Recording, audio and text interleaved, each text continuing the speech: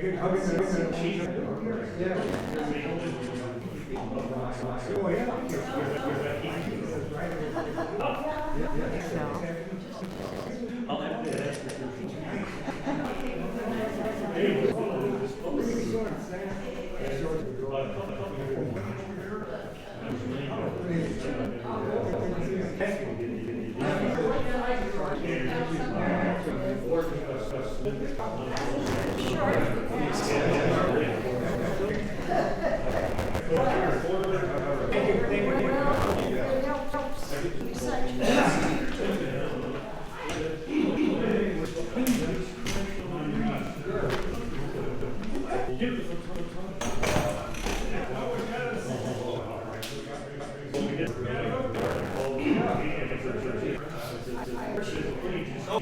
everybody.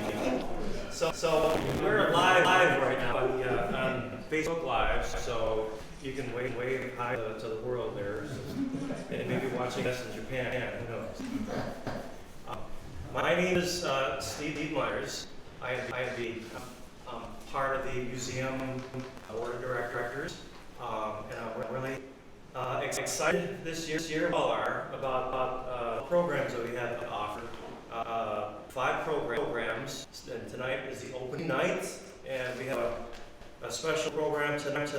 Our very own Don Franz will be, who's a Civil War authority. He's spoken numerous times.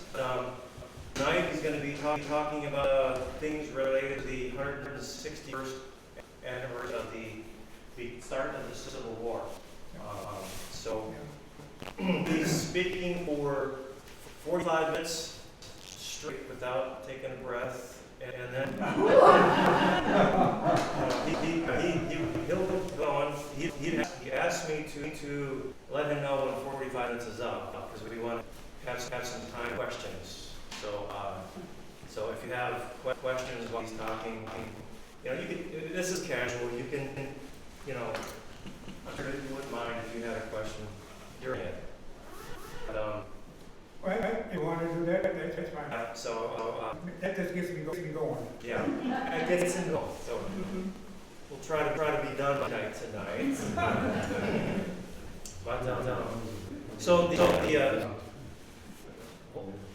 You're gonna like this. We have 4 other ones coming this summer, and they include some unique a vintage toy collector will be here. His presentation will be up against this wall with a lot of very fascinating antique toys, board games, and even things that girls played with back in the 40s. And so, yeah, we talked about it. So it'll be pretty fascinating. It's something we've done here before. So, then yeah. My glasses, I sometimes holding my hand. There we go. Then we have the women of courage will be here doing 2 presentations. We had them last summer. Very interesting. So they do role playing of face women.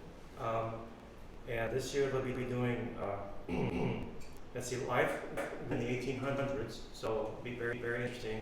So life for women in the 1800s. That's June 14th, and then July 12th, an evening at the house is what we're calling it. So they role playing basically wives of presidents and things like that. So that'll be very interesting. And then in August, we have a very talented harpist that will be presenting music on the harp.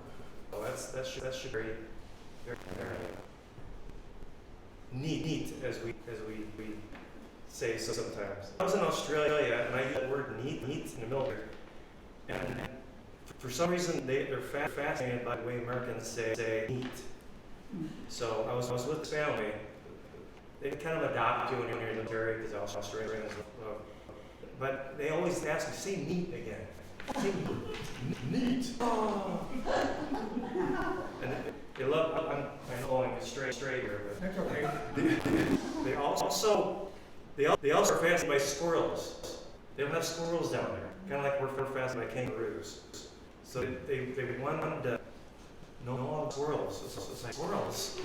But they think of it the same thing and talk about kangaroos. Kangaroos, that's like roadkill down there. Okay, crazy. All right. So, Mr. Gowan, without further ado, I present Mr. Gowan Franz. Thank you, Steve. And we want to thank everybody for coming, and everybody on Facebook for the presentation tonight. I'm going to talk about the Civil War itself and give you some little bits of information on little areas in the Civil War, such as general forces names, the names of battles, how they were named, and spies, so in the navies. So I'll start off where actually, when you think about the Civil War, right away you might think about Abraham Lincoln. Abraham Lincoln was a Republican, and he ran against Stephen Douglas. Douglas was a Democrat. Stephen Douglas kind of wanted to let have the slaves, and the slave issue came up in the Kansas-Nebraska Act in 1850, because how would the state out west, did they want to decide, they should decide on whether they would be slave or free, because there was no actual central government. So each state kind of formulated their own laws.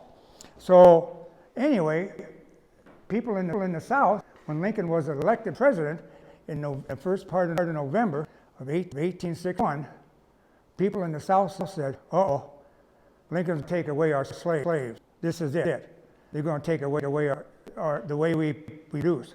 Because the people in the South were Aryans, mainly farmers, raised cotton, used slaves as a machine. 2% of the Southerners owned slaves. At the time of the election, there were 22 million people in the North, and 11 million people in the South, with 4 million slaves. And only 2% of those Southerners was like that owned slaves. So they said, well, we got to get the Congress, kind of a little Congress together. We're going to secede, and we're going to form our own country. But we're not going to be Lincoln. The ironic thing is, if Stephen Douglas would have been elected president, he was passed away and was dead 6 months after Lincoln was elected, and he's buried in Chicago. So anyway, South Carolina on December 20th, 1861 was the first state to secede. We're getting out of here. Other states followed: Florida, Georgia, Louisiana, Alabama, Texas, the lower South. They formed their own constitution. Their first capital, Montgomery, Alabama, and they had to have a president. So Jefferson Davis and his wife Verena were down by Vicksburg in their plantation. He owned 100 slaves, treated them like children, and more or less they were in the garden. And a writer came up to Jefferson Davis, handed him a note, and Verena says, "My husband's face just white." He said, "You are elected. You are the president of the new Confederacy." Formed the Constitution, and the Constitution was very, very similar to the United States Constitution, except the president held office for 6 years rather than 4 years. There was nothing in the Constitution that says that seceding was a legal move, because Delaware had slavery, got rid of their slaves shortly before the war, with Washington, D.C., and Delaware was talking about seceding before the South did. So anyway, South was had its own country there, or forming its own country, and so they said in Charleston, South Carolina, they pointed the Sumter out there, and it was a Union-held fort, and they said, It's in A. That belongs to us. And Lincoln says, no, it doesn't. That is United States federal property. Well, Major Anderson, Robert Anderson, from Fort Tree, his troops silently at night to Fort Sumter, a couple of months before that. And so they said, okay, we're going to either surrender the fort or fire on you. And they said, we are not going to. So on April 12th, 1861, 161 years ago, the South fired the first shot at 4:30 in the morning. And by the name of Edmund Ruffin, was a very active secessionist, was pro-secessionist. Had white hair down to his shoulders. Was an older guy. He had the honor of firing the first shot, and firing the first shot honor from Fort Sumter was Abner Doubleday. Historians go back and forth whether they're Abner Doubleday in baseball, but they did play baseball during the Civil War. So anyway, he fired the shot. They shelled out Fort Sumter for 13 hours, and Fort Sumter surrendered. There was only one casualty and death in Sumter, and that was when they were bringing the American flag down the next day, and they were doing, the South said the North wanted 100 rounds of cannon fire to bring the flag down, and on the 47th round, the cannon blew up and killed one of the soldiers. That was the only fatality. So Anderson took the flag and went home with him, and it remained in the family. And so in the early 1900s, Anderson's family donated the flag that was fired on back to Sumter. So you can see it there in the case the flag was fired. Because actually, I'm getting ahead of myself, because the 14th of April, 1865, Lincoln was assassinated. They were in a ceremony that the flag was being raised back up, Flagstaff, and Major Anderson was there. Anyway, a lot of the battles during the Civil War were named at rivers and towns. The North named their battles, one of their battles after rivers, and the South named them after communities, junctions, or cities. So you had the first and second battle of Bull Run in Virginia. Bull Run is like a river. But Manassas, to the Confederates, is a railroad junction. So today it's known as Bull Run.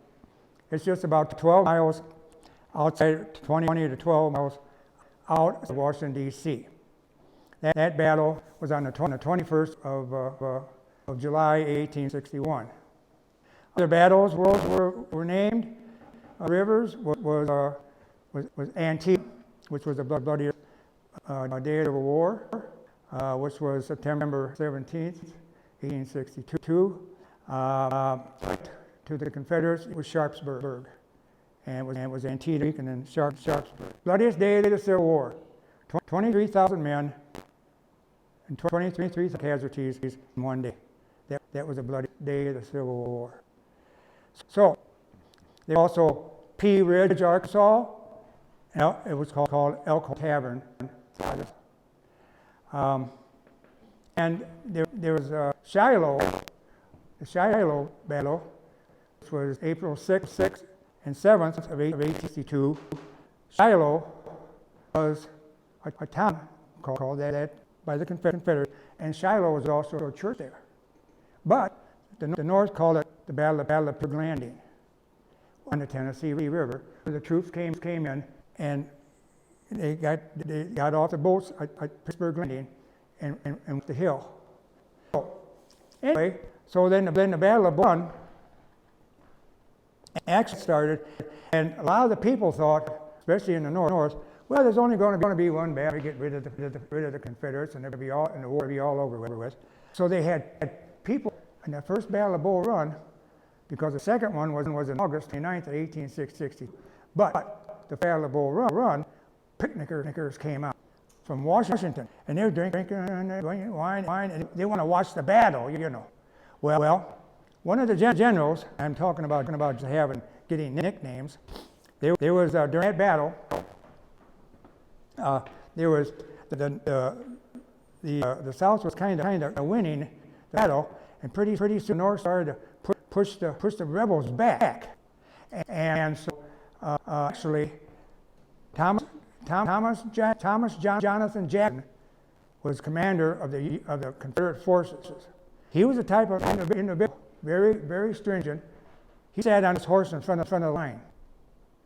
He'd always suck lemons because because he did have indigestion. But anyway, the troops were retreating back a little bit, and General Bernard Lee, who was commanding some of the troops, he pointed to Jackson, Thomas Johnson Jackson, and he said, "Rally around Jackson." There he sits like a stone wall. And from then on, he was known as Stonewall Jackson. That's how he got Stonewall Jackson. Minutes later, Bernard B. got dead. General Bernard B. Then, of course, you had Shiloh. Shiloh had 23,000 casualties in 2 days. Of course, the Confederates won at run, and it was a Yankee rout. They were all running back to Washington, D.C. And people, and there was a lot of picnickers. They got in the way, trying to get across the bridge across Bowling. The road congested, but they did. The Confederacy did win. They actually won both battles of run. So, anyway, actually, Ivanhoe was the commander of the Union troops, and after it was known that after he had dinner, he ate watermelon, and so he really didn't do a whole lot. So Lincoln wanted to pick another man, so he picked George McClellan. Well, George McClellan got the army together, Army of the Potomac. Now, speaking of the armies of the war, Northern armies were named after rivers, and the Confederate armies were after states. So, you had the Army of the Potomac River.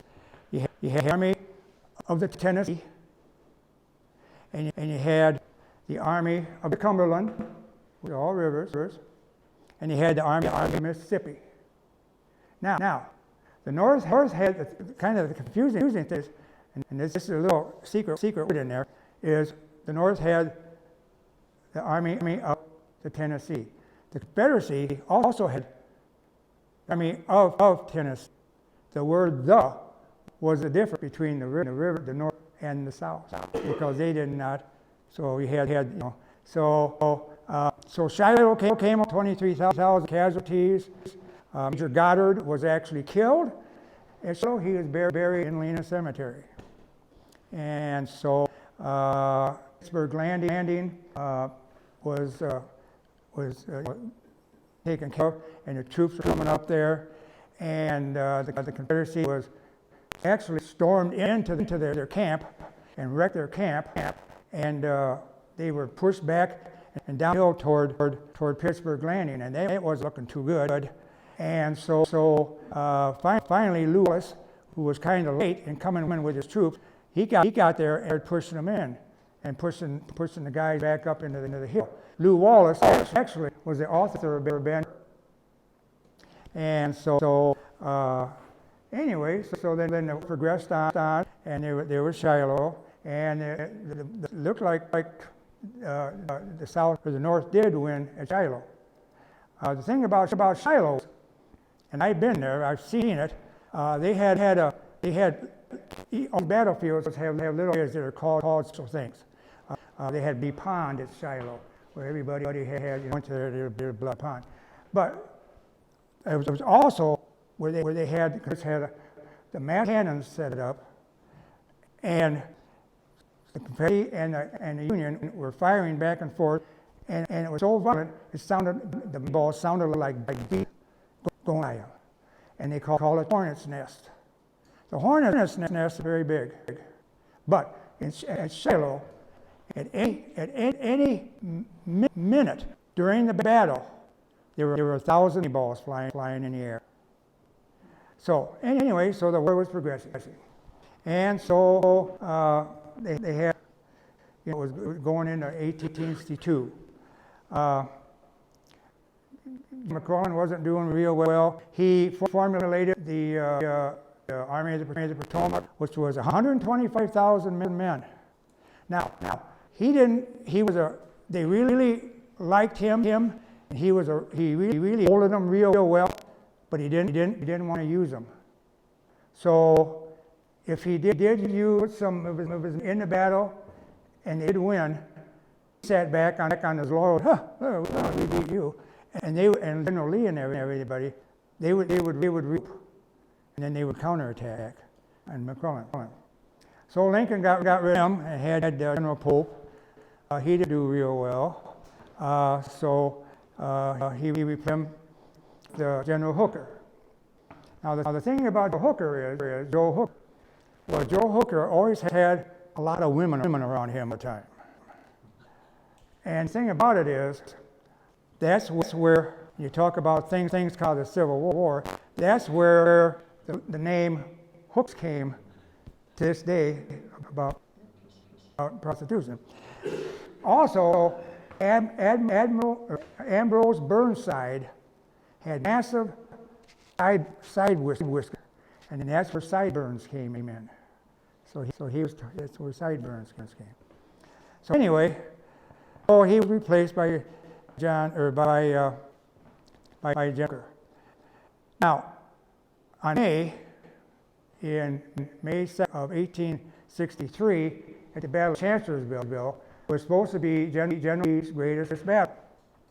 And what he did was Stonewall Jackson went around behind and pushed his troop toward the Union and took them by surprise.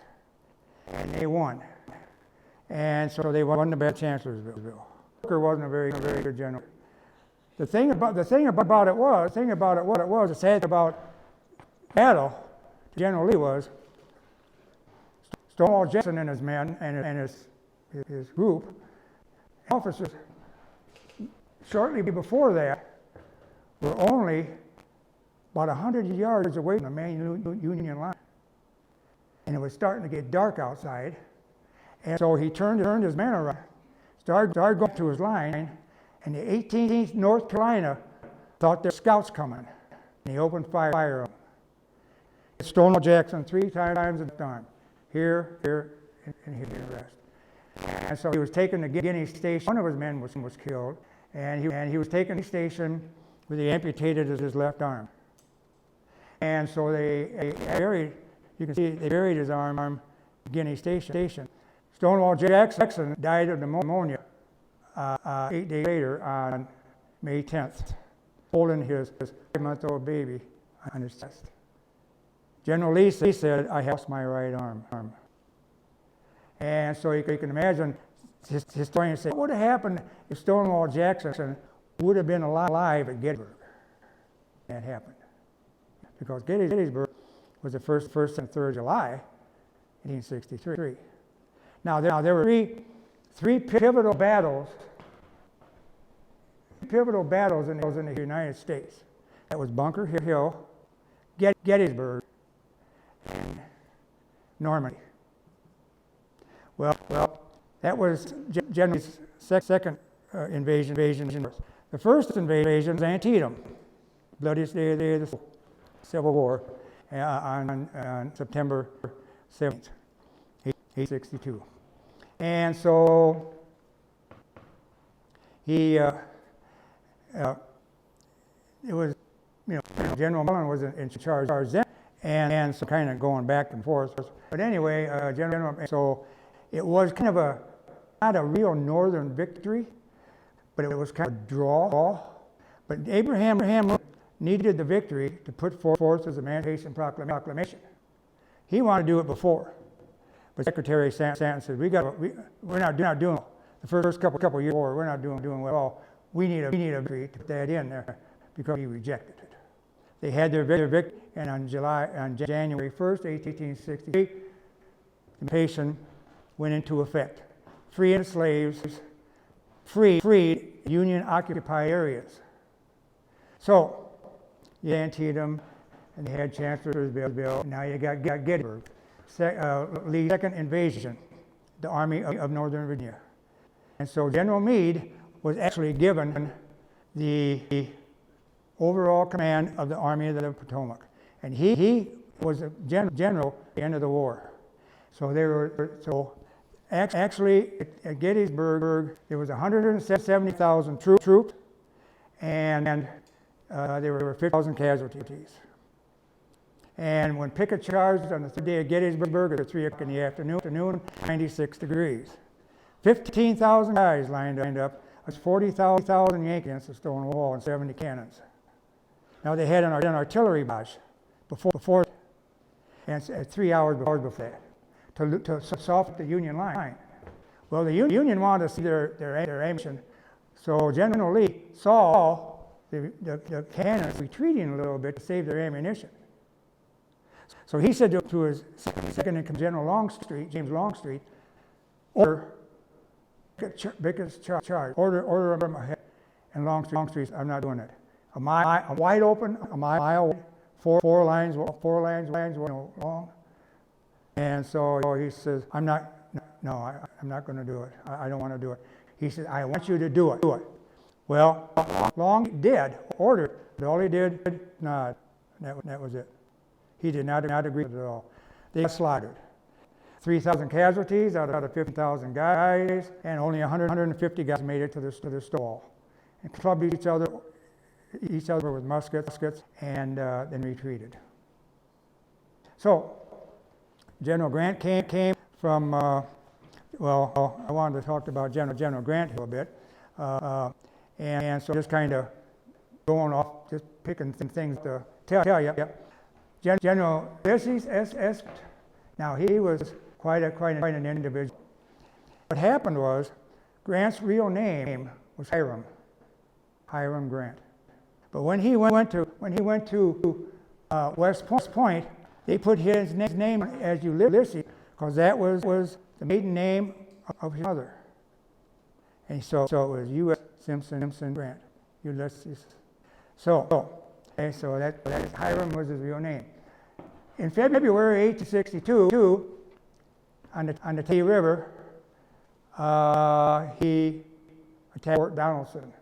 General Buckner had his troops there. And so the gunboats came up the river. They stormed at Fort Donelson, and so they surrendered. And General Buckner wanted term from Grant.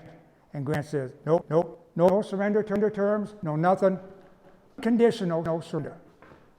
And he was known as unconditional Grant, United States Grant. So then he let the army go, and the Confederate army go to Fort Henry, over on the other side, over on the other river.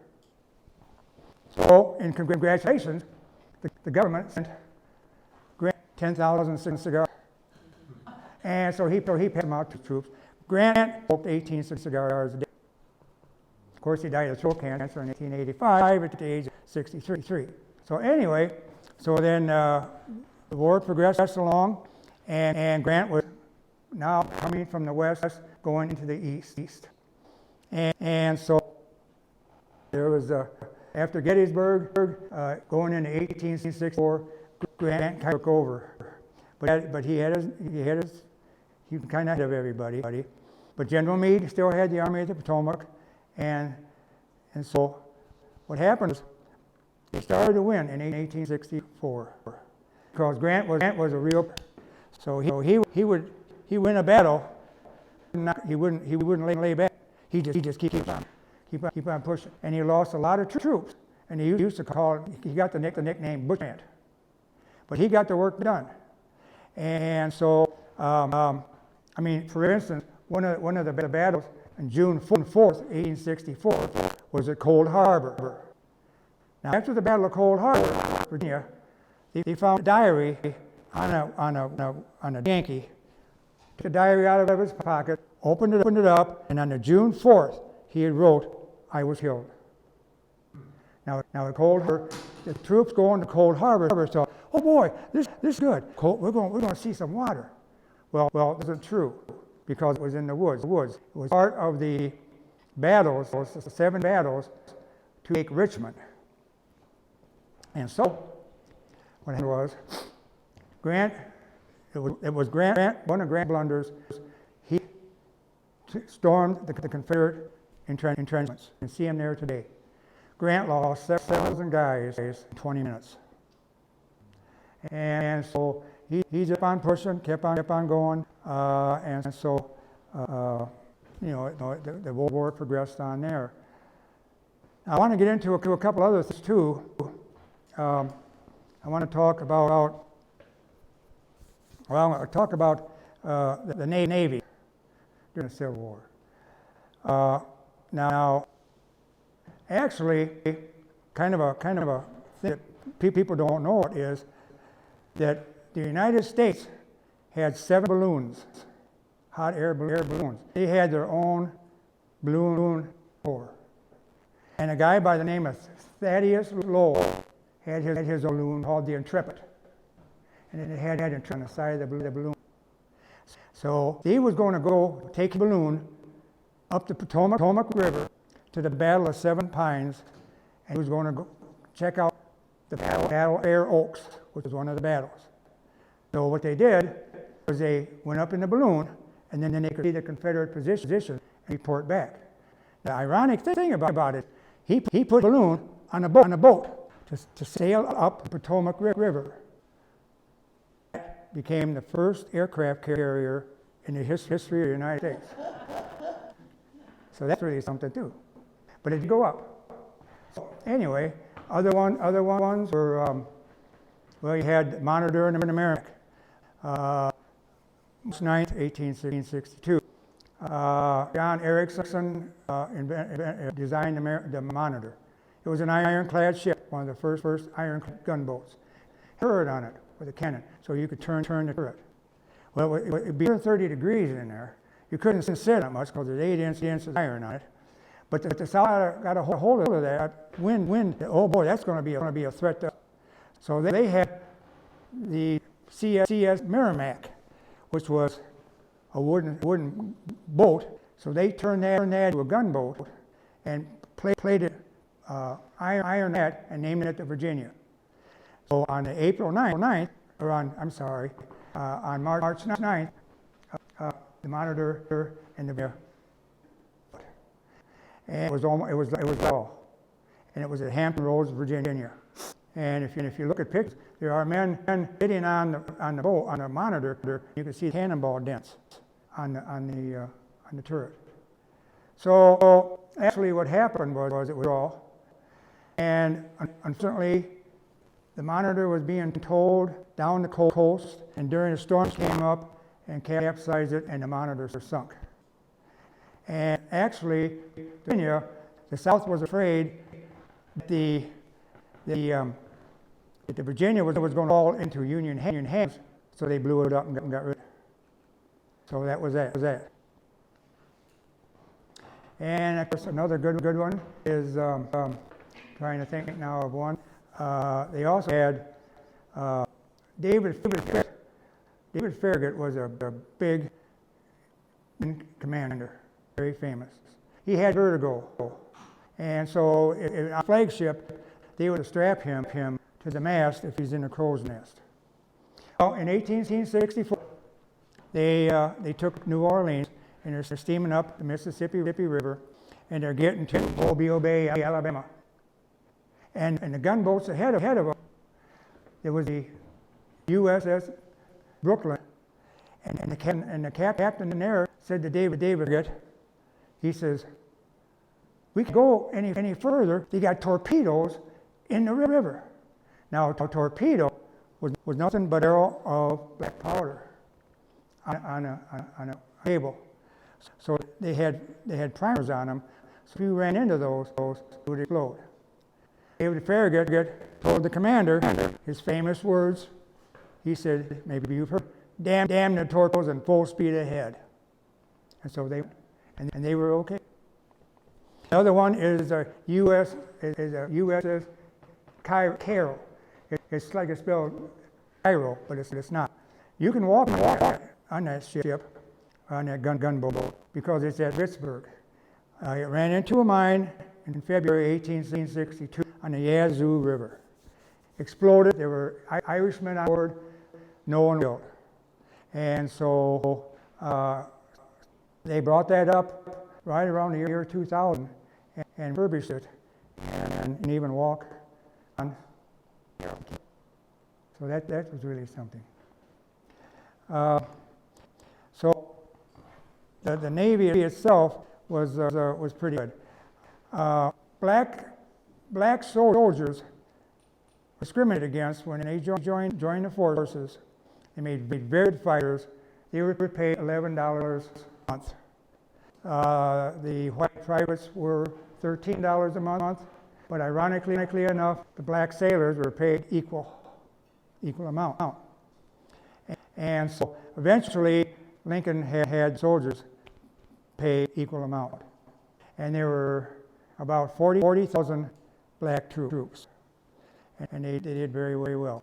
They were the first ones to march into Richmond when they took Richmond.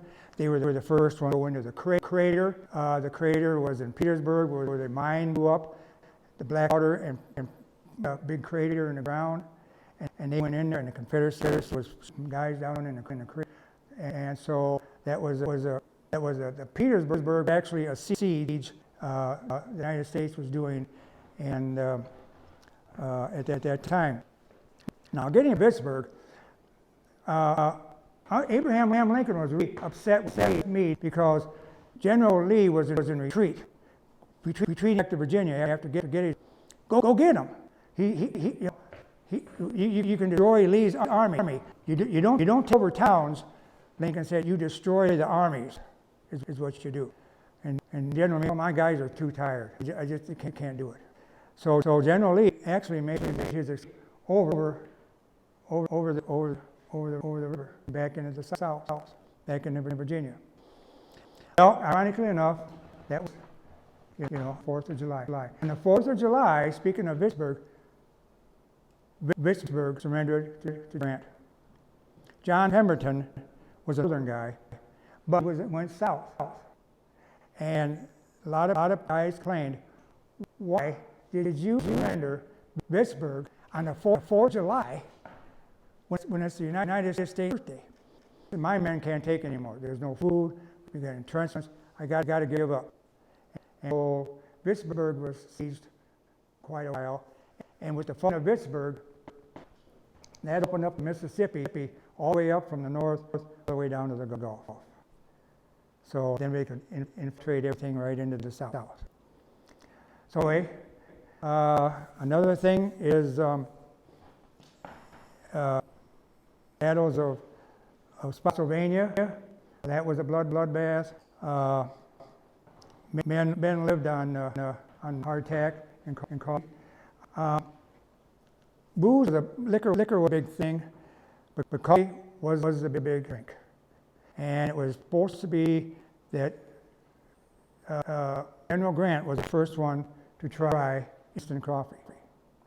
And the infantry, when they'd be marching along, as soon as they would stop, they go out to the field and make a fire, and they start making coffee. So infantry was known as coffee boilers.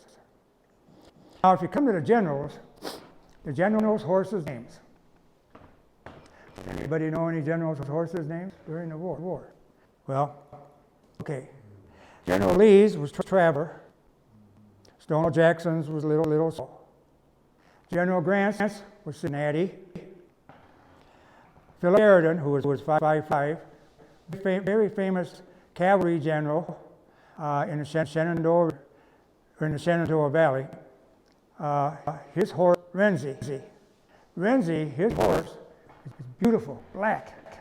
It's stuffed in the Smithsonian Institute with Sheridan's saddle and blanketed and word on it to this day. And so he had General with Cincinnati. General Sherman's was Duke. Now, speaking of names, General Sherman, his name was Tecumseh Sherman. So his father passed away, and he had a number of siblings, and Sherman was 9 years old at the time. His mother couldn't take care of him, put him up for adoption, and Thomas Ewing, who was in Congress at that time, in Washington, D.C., says, I will take one of the children. So Mr. Sherman, fine, but he says, I want the smartest one you got. So he said he got Tecumseh Sherman. So they were Catholic, And of course, Thomas Ewing had a daughter named Ellen. And so he moved in with them. Tecumseh moved in with them. They were like Catholic. They wanted to baptize Sherman. So the Catholic priest come in, and he was going to baptize him. They said, "What is he?" He said, "Tecumseh." "Oh, we can't baptize him that. You can baptize him to a name of a Indian like that?" Well, his father, Tecumseh Sherman, father really liked the Indian Tecumseh and named his boy after the Indian. That day, the day of St. William was celebrated in the Catholic Church. So we will call him William Tecumseh Sherman. So that's how William got, because it was out of a holy day of Saint, you know. So anyway, then the war is gone, and it's getting better for the Union.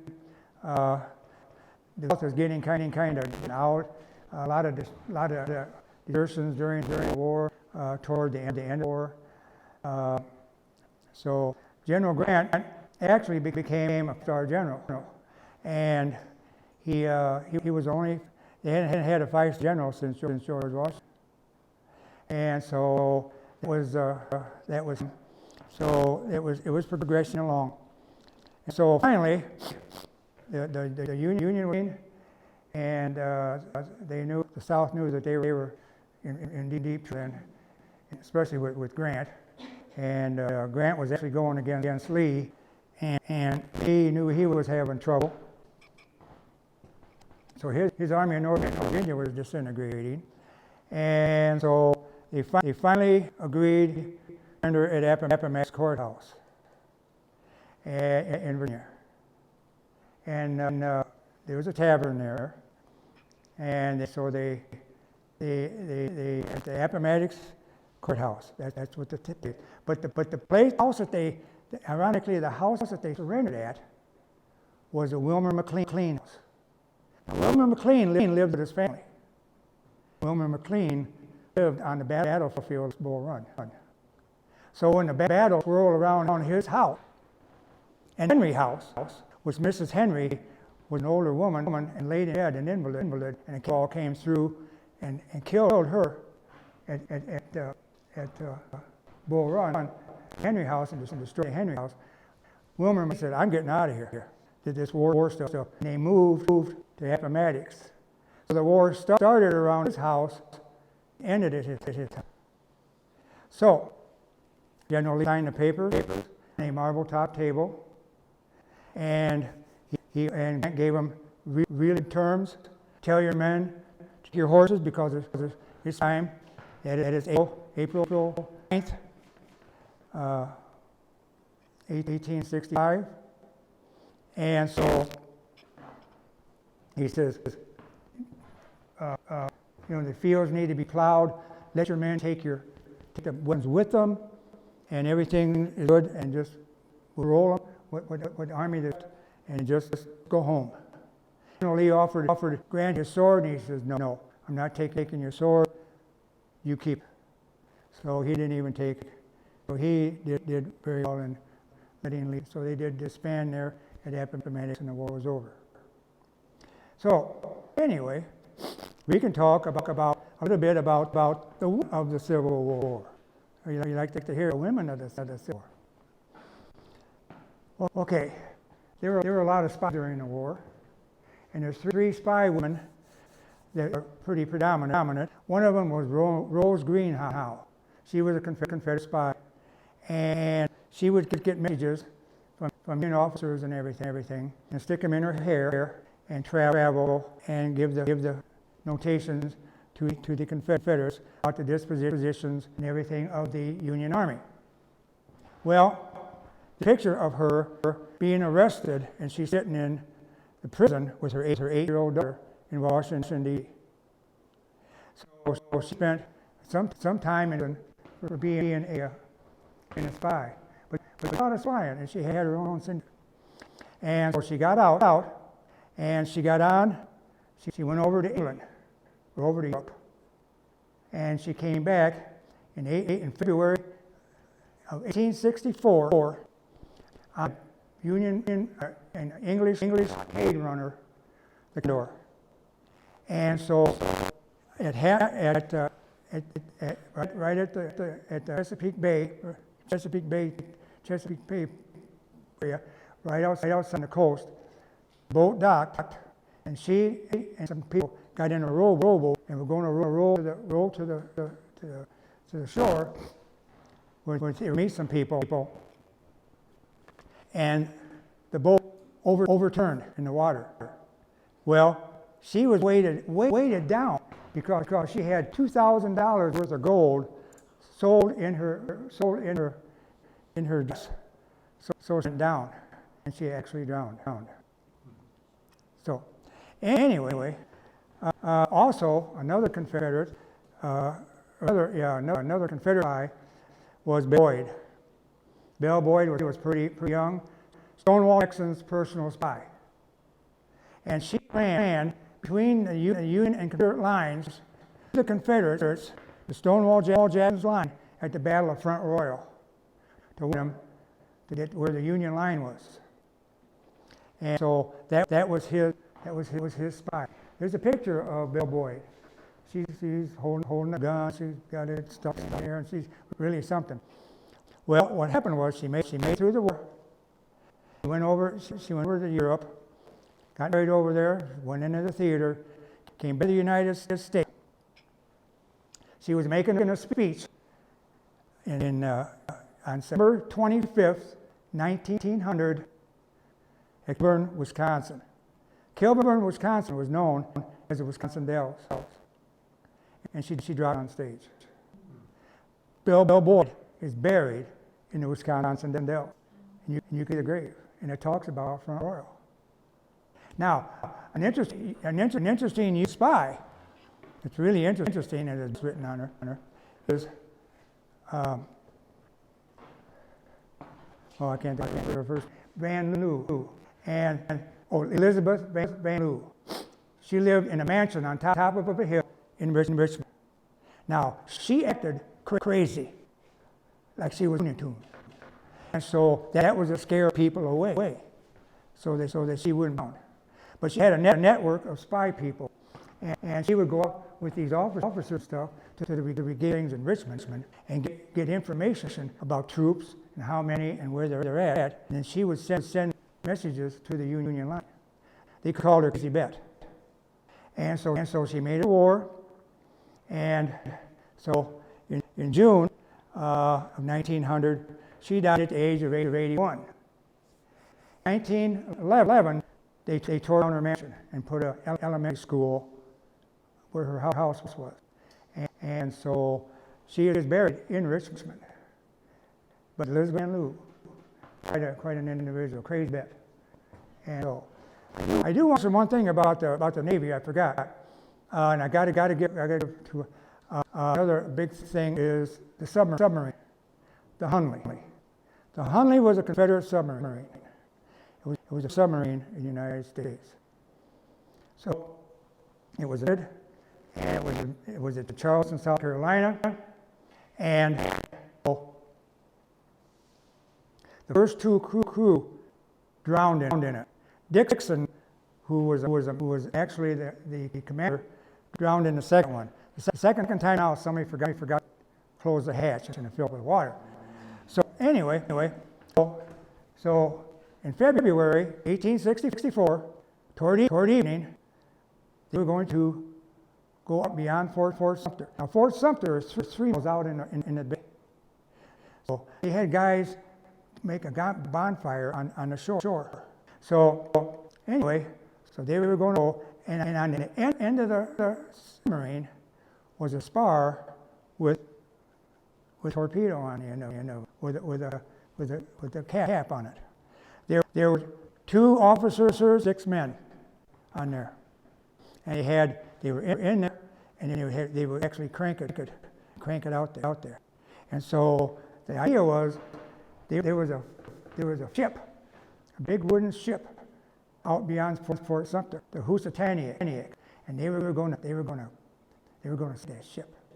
So went up to it real quickly, and they were going, and they hit, bang! They blew a hole in the side of the ship, and the ship sunk. And so they went to go back to the shore, and held up a blue light. And so they started the fires on the horse so they could see to go back there. And shortly after that, for some reason, it sunk. I don't know whether it filled up with water or whether the man suffocated. But the thing of it is, you can see it because the National Geographic, a number of years ago, brought the submarine up, the Hunley up. I'm a member of the Hunley. And they called the magazine the Blue Light. And so you see the blue light. So they put faces on these guys because the skeletons were in there because it wasn't submerged in very much water. And all those years, it kind of preserved everything. There were even some skulls that had brains in them yet. And so it faces on them. Vicki and I went down to the visitation and funeral when they buried they had a big parade, and it was a hot day. And it was the cemetery, and so the other graves. So that was really something. So that was the first submarine of the United States. Confederacy had that. So I think that's about all I have. I'm trying to think, and I'll take some questions here pretty soon. Trying to think if I missed anything else. Kind of funny. The only thing I got to tell you that I wasn't going to. I don't want to make a joke about it, but it kind of have a little levity in it because. My wife and I were down to Fort Sumter several times, like Charleston. And the thing is, you get a boat ride out of port. And the thing is, I was on there, and we were looking around, and I was talking to one of the officers, one of the employees of the National Park Service, talking to him. And he says, we got talking, and he says, do you know what I had a guy ask me not too long ago? And I said, oh. He said, why did they fight all the Civil War battles on national parks? I couldn't read that, I thought, oh, boy, But the United States, and I didn't get into the prisons too much. Andersonville was bad, 13,000 deaths, 3,000 prisoners. Each man had 6 square feet. A lot of prisons. New York was bad. They sold popcorn at the bottom of a ladder where people could go up and look inside the stage to see what rebels look like. But the percentage of death per population was Camp Douglas in Chicago, which is on the south side of Chicago. And it's part of a campus parking lot right now. So anyway, I think that's about it. I was going to say something else, but that's about all I got. Does anybody have any questions?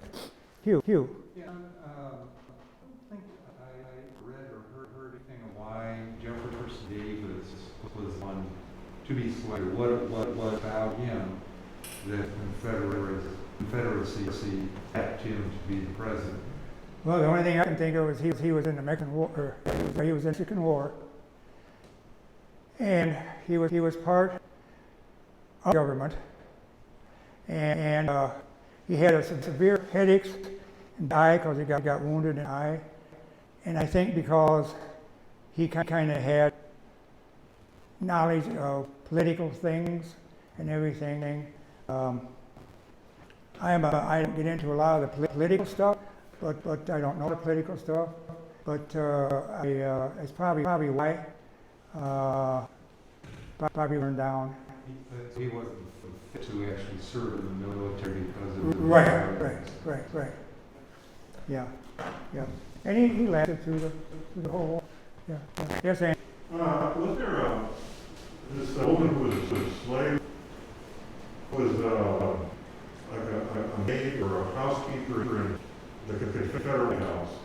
She applied for the Union.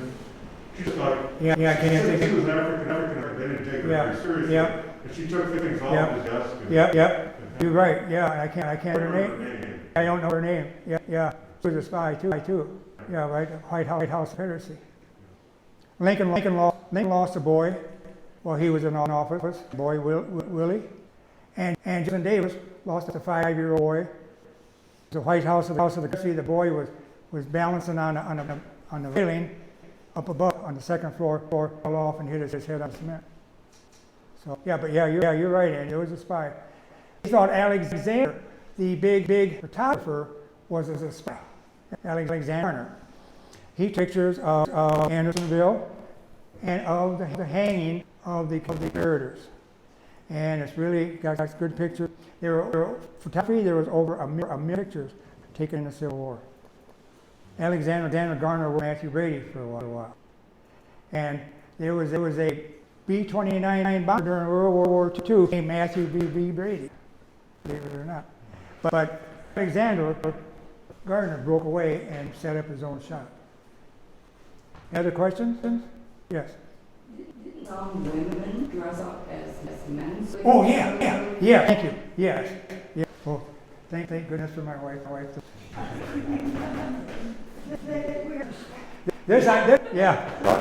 This is serious stuff. This is what I like. I'm going over a little bit, but this is important too. Yeah, women also, both like men, they want to go with their husbands. They want to go with their boys. Now, I brought this along. It's the only thing I brought along, and I can put it out here on the table, or you can pass it around or whatever. This happens to be a tintype, and I was going to buy the tintype from Dave Taylor, who sells Civil War entries in Ohio. I called him right away. You sell it for $800 and it had already been sold. That is a woman. That is a girl. You want to look at it or pass it around or whatever, you want to look at it real close. But there you are. Yeah, you're right. Yeah, they went along and they were washerwomen. The women were nurses. They made flags. Women had a lot to do. Clareton identified all the deaths of 13,000 people in Andersonville and put names on them because there was a guy that had a diary, a prisoner. All the names of the guys that died, and Stanton wanted the diary, and the guy said, "No, you don't." He said, Stanton said, "That belongs to the government." He said, "No, it doesn't. It belongs to me. I'm the one who did it."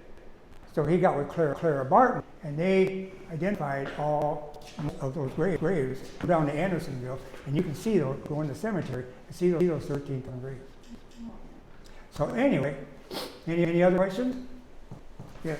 I'm trying to remember, I think that on the Mississippi River at Vicksburg, and right before the battle, these 3 battleship gunboats were finished in time to enter into the battle. One of those was, I don't think they pulled that up. They were able to pull it up until the 1940s. And it's on Mississippi. It is. Down there. And I think that the arm is like an inch thick. Yeah. And on each side there were 8 cannons. That wouldn't be the cable, would it?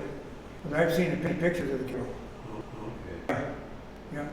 Because in order to get to Vicksburg, Grant had to march troops around the outside side of the river and cross down below. Yeah, right. You're right. It hit that hit a mine. Anyone else?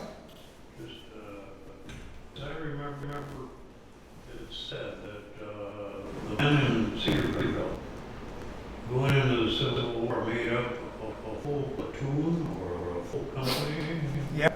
Probably, Now, did they have known before they left here, or they got to registration or something that were assigned to the I don't know how they handled it. There were a lot of troops from this area. If you look at our display down there, the Civil War display, there's a reunion ribbon for a soldiers reunion. I forget what year it was because I've seen it, from Red Oak. So there's a lot of even Jim can tell you the names, that famous last names of people that are here, and there's pictures of guys in this area downstairs. But there's a lot of Stevenson County had the 92nd, the 3rd, 46th, and training camps were Fuller over, which was the 74th, which is me. Company I was from Stevenson County around the monument. The training center, the training camp in Freeport was the site of Freeport High School. So that's where it was. Yes. It wasn't at the high school. Huh? It wasn't at the high school. It wasn't. Oh, where was it? It was at the fairgrounds at the time, and the fairgrounds was at the corner of West Avenue and Lincoln Boulevard. Oh. And that whole between there and the city cemetery, that's where the fairgrounds was. Oh. They probably used a lot of that area for me, but the camp was right there with the fairgrounds. Thank you. Well, I got the Stevenson historical book of 1970. I read that too, but then I. Yeah, well, thank you. Well, thank you. I take that, yeah. That's good. Yeah, we gotta have that, you gotta, it's history, So. Anyone else? Don? Yes. You mentioned the 46 incident. 46 incident, people from Stevenson County, a lot of them went through various regiments, but the 46th was always considered the local one. Yeah. Because roughly 50% of the members of the 46 were from this particular area. And it turns out that the 40th Regiment was involved in the last battle of the Civil War. It was actually fought 3 days after Lee had surrendered. Oh. And that was known as the Fort Blakely. Oh, Blakely, okay. Blakely was located on the east side of Mobile Bay. Oh. And it lasted for a couple days. It was not much, but that was theoretically the last That's bit better. of Yeah, Civil Fort War. Blakely, I remember that. Okay. So, 23,000 lost their life at Lee. And- You said. In Shiloh, Yeah. 23,000. How would you handle 23,000 buried? Well, they took us at Gettysburg, they had horses for 3 days. They shot the horses, so then you couldn't move your artillery. But yeah, they had, it was a big job to do that. And so. Didn't Shiloh have a mass grave that then they had to distance or something? Yes, they did. Yes, they did. You're right, a mass grave. They disinterred him. Yeah, Pittsburgh Landing, if you go to it's really natural and there's no commercial. You walk down the hill to Pittsburgh Landing and it's just a beautiful spot. I mean, if you ever go there, take a launch and sit there. It's really nice. So I do have talk about them. I do have a book copyrighted in 1867, 561 pages called "Women at War" by Frank. And it's about the women, different women at war. So the ladies did a lot of things too. There's a lot of civil. A lot of books written, 5,000 books written on Abraham Lincoln, and written about person besides Jesus Christ. So it's been a fascination of mine for 60 years. So, and thank you for coming. Any other questions? Tell us about your uniform. Oh yeah. Thank you. That's another thing. I'm crazy. The uniform, 100% wool. I'm a musician. I play in the North Fight. There were 40,000 musicians. They served in the front line, and they were stretcher bearers. Now, real quick, the most famous drummer boy was Johnny Clem. In Ohio, his father died. At 9 years old, he wanted to join up in an Ohio regiment in 1862. You're too young. Now, boys, drummer boys and fife boys, they were between 16 years old. And so, they were given additional swords, and the only weapon they had. Now, he said, you're too young. So, how he got there, but Johnny Clem, at 9 years old, went to Michigan. and he joined up with the 22nd Michigan. And they said, "You're too young. Oh, you're too young." So he said, "Okay." But he hung around with them all the time where they went. Finally, they accepted him. In 1863, at the age of probably 11 years old, he was made a sergeant. And so at the Battle of Shiloh, he was almost killed because he was drumming his fiddle, and a piece of shrapnel hit his drum and knocked him unconscious. Some troops found him laying on the ground, picked him up and revived him. So he stayed there. At the Battle of Chickamauga, which is in 1863, September 17th, right before the Battle of Mount Mountain Missionary Ridge, where first flag on Missionary Ridge was Corporal Hens from 74 North.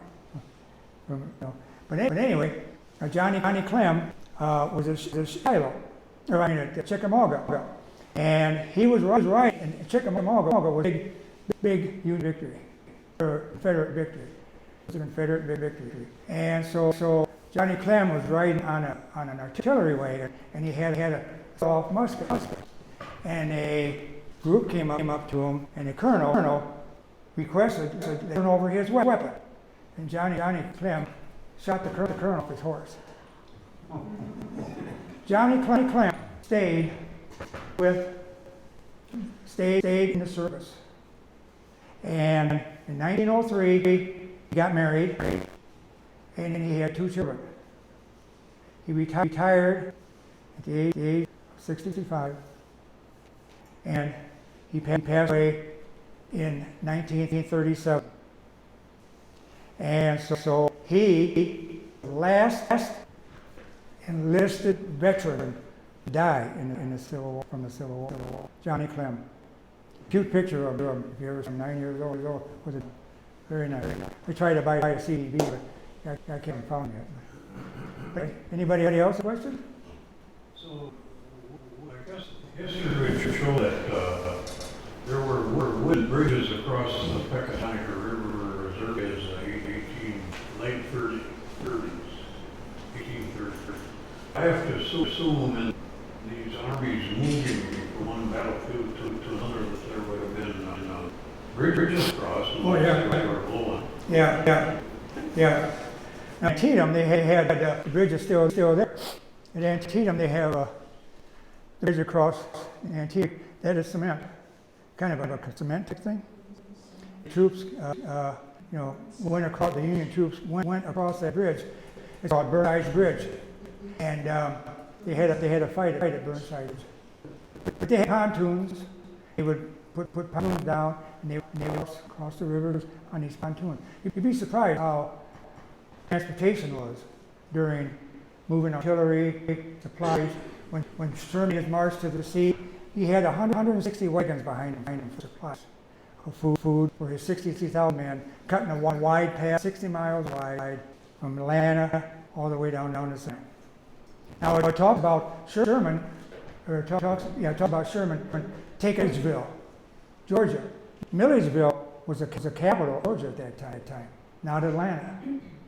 And so when he took Atlanta, when they sang Hymn Republic and said things, and the songs came out of the Civil War, a lot of good songs of the Civil War. Rallying the flag, Goober Peas is peanuts, and Lorena is a Confederate song. Johnny Come Marching Home, and Henry Clay Work composed Marching Through Georgia. Ring, ring, the bugle boys will sing another song. And that is a good thing in Illinois, because to this day on the books, it is illegal to play that song in the state of Georgia, because that glorifies Sherman's March to the Sea. So they can arrest you if I stand on the street corner singing my heart out. Yes, Hank? It's probably, no one left anymore, but I guess when Barack Obama was inaugurated as president, there was still one Civil War widow who was drawing benefit. Yeah, that would have been General Longstreet. That would have been Longstreet. Because he was an older guy, individual, but his wife was almost like late teens, early 20s. and she was drawing a pension off of him. Yeah, you're right, you're right. A lot of soldiers like that. Oh, yeah, Late in life, they marry very young. that's right. Yep, yep. Unfortunately, Longstreet, there's been a Longstreet that exists, no uniform, no nothing, because his house burnt down years after the war, and everything was destroyed. So what was food like on the battle? He had heart attack, and he had coffee. The Union had heart attack. I've got an original piece of heart attack. You can make it home. It's made out of water and a little bit of salt, and you can just roll out. And it's like a square cracker, and you put that in a haversack.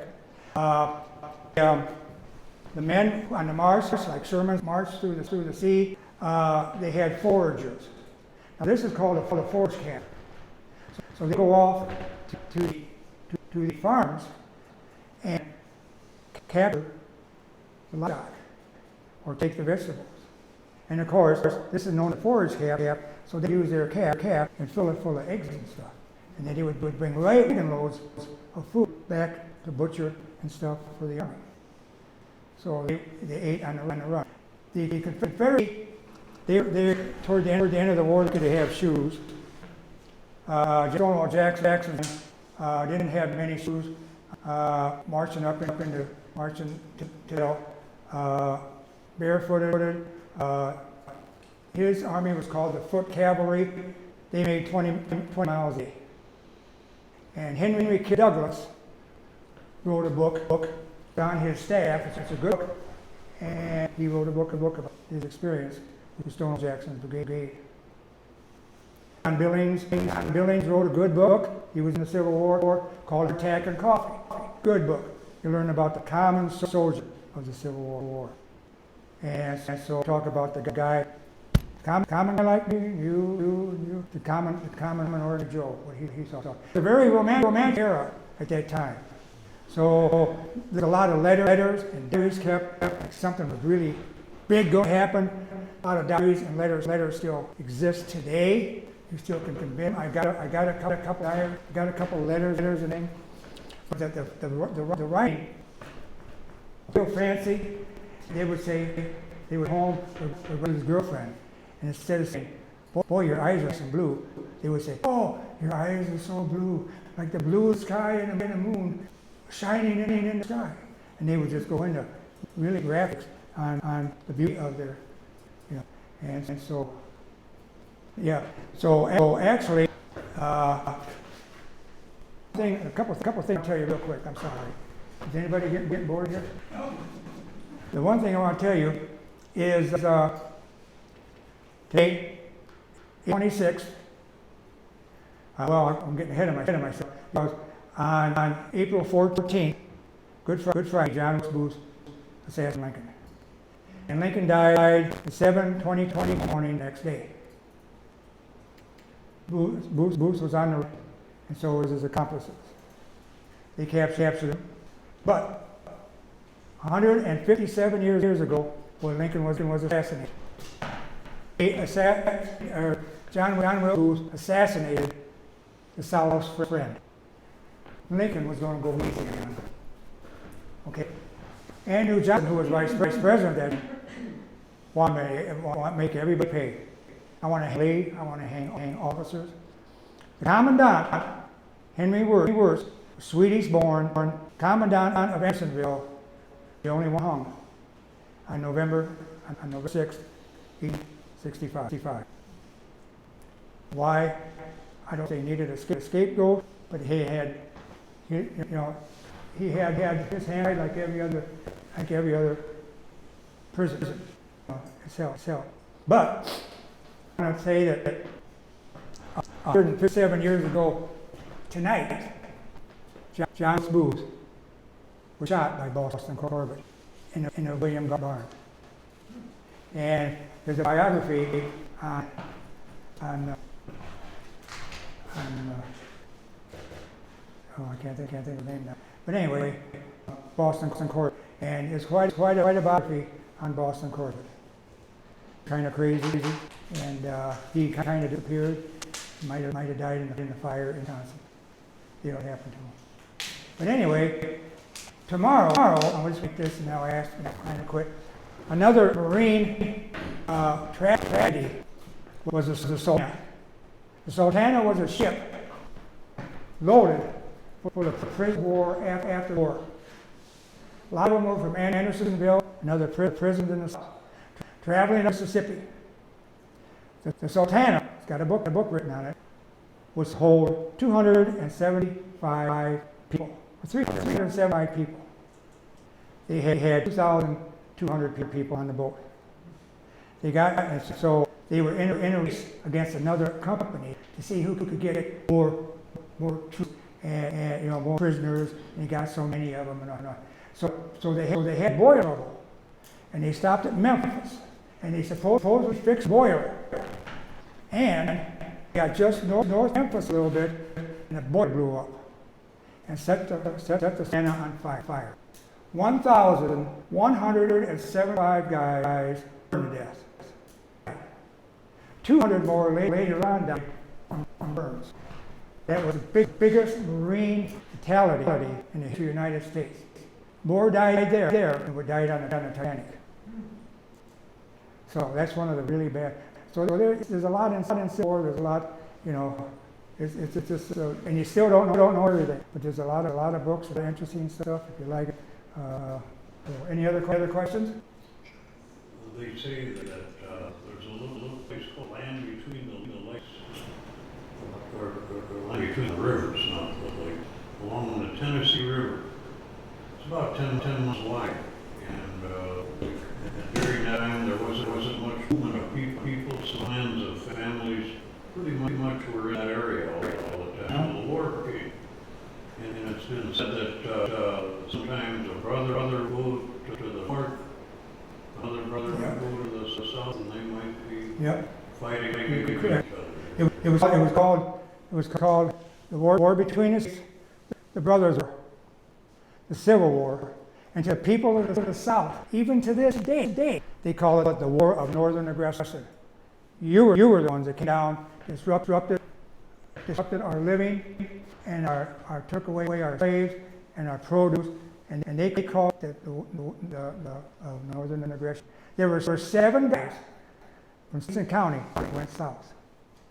But it wasn't uncommon because when Lincoln called for 75,000 troops after Fort Sumter, the South seceded. That would have been Virginia, Tennessee, and Virginia, Tennessee, I can't think of the other, but Missouri and Kentucky and Maryland were neutral states. They had slavery, and they kind of believed in the South, but they were neutral. There were 1,000 battles fought in Missouri alone. So Lincoln knew that he had to really be nice to these border states, because the Confederacy, look at how Kentucky is, they could go right up there and go right into southern Illinois. So it's quite a story. So, any other questions? Well, I do want to thank you for coming and listening to me, and thank you for your questions. I've learned some stuff, everybody here myself. So you never know everything, and you always learn things. So thank you. I do want to thank Steve for the great job he's done, and thanks for having me again. And see you around again. Hope you enjoy it. Thank you.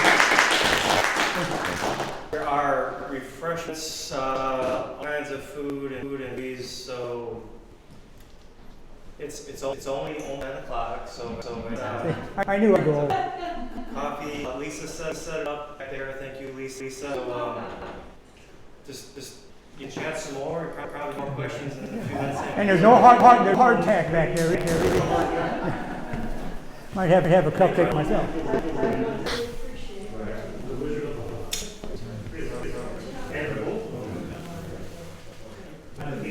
Well, good to see folks again. Thanks for coming. Yeah.